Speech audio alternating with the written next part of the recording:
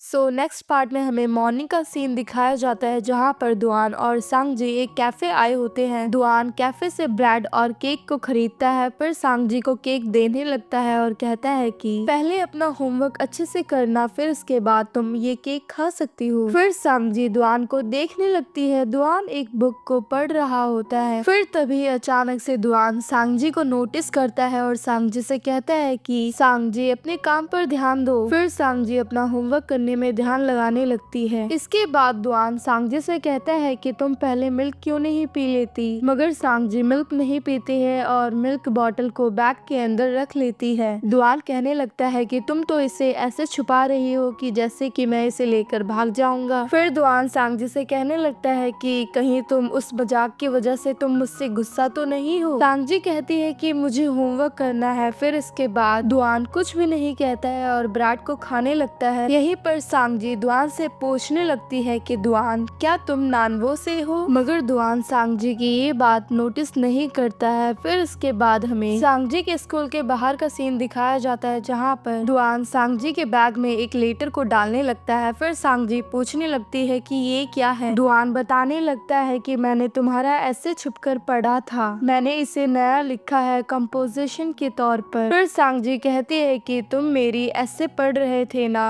मैंने तो बस इसे ऐसे ही लिखा था। यहीं पर हमें पास्ट में दिखाया जाता है कि कैसे दुआन सांगजी की ऐसे राइटिंग पढ़ रहा होता है और यहीं पर हंस भी रहा होता है। फिर हमें रियलिटी दिखाई जाती है कि सच में दुआन सांगजी के ऐसे राइटिंग पर हंस रहा होता है। फिर दुआन यहाँ से जाने लगता है। यहीं पर सांगजी भी ये सब सुनकर बहुत ज्यादा हैरान होती है। फिर अपने बैग से दुआन की ऐसे राइटिंग को निकाल कर पढ़ने लगती है। फिर तभी अचानक से सांगजी की दोस्त आती है पीछे से। फिर कहने लगती है कि सांगजी ये किसी का लव लेटर है क्या, मुझे दिखाओ ना। फिर सांगजी कहती है कि नहीं, ये लव लेटर नहीं है, ये कल का होमवर्क है। मगर सांगजी की दोस्त नहीं मान रही होती है। फिर ये दोनों देखते हैं कि उनके सामने दो लड़के खड़े हैं जो कि उनके क्लास के ही होते हैं। ये दोनों लड़के सांगजी के सामने काउंटिंग करने लगते हैं। फिर तभी इस गैंग का मेन बॉय सामने आता है जिसका नाम फू जैंगशू होता है। फिर सांगजी के सामने फू जैंगशू डांस करने लगता है। फिर सांगजी फू जैंगशू से कहती है कि अब बस भी करो, तुम हर दिन एक जैसा ही डांस करते हो। तभी फू जैंगशू सांगजी से कहने लगता है कि मैंने इस स्कूल में आने के लिए बहुत मेहनत की है ताकि मैं तुमसे मिल सकूं। फिर सांगजी कुछ भी नहीं कहती है और यहाँ से जाने लगती है। तभी फू जैंगशू सांगजी के सामने आकर कहता है कि मैंने सुना है कि अगले हफ्ते कोई खास दिन है, मगर सांगजी कहती है कि मेरे पास टाइम नहीं है। फिर ऐसा कहकर यहाँ से जाने लगती है। एक्चुअली अगले हफ्ते फू जैंगशू का बर्थडे आने वाला होता है, इसलिए फू जैंगशू सांगजी को मना रहा होता है ताकि सांगजी फू जैंगशू के बर्थडे में आए। नेक्स्ट सीन में हमें सांगजी को दिखाया जाता है जो कि क्लास में बैठी हुई होती है और यहीं पर उसी मिल्क बॉटल को देख रही होती है जो कि दुआन ने सांगजी को मॉर्निंग में दिया होता है। फिर सांगजी मिल्क बॉटल को अपने बैग में रख लेती है। तभी सांगजी की दोस्त आती है और सांगजी से पूछने लगती है कि सांगजी तुम्हें तो मिल्क से एलर्जी है ना। सांगजी कहने लगती है कि हाँ, बट मैंने कब कहा कि मैं इस मिल्क को पीऊंगी। तभी क्लास में टीचर आ जाते हैं और सभी बच्चे बुक को ओपन करने लगते हैं। फिर तभी ये पार्ट यहीं पर एंड होता है। मिलते हैं नेक्स्ट पार्ट के साथ।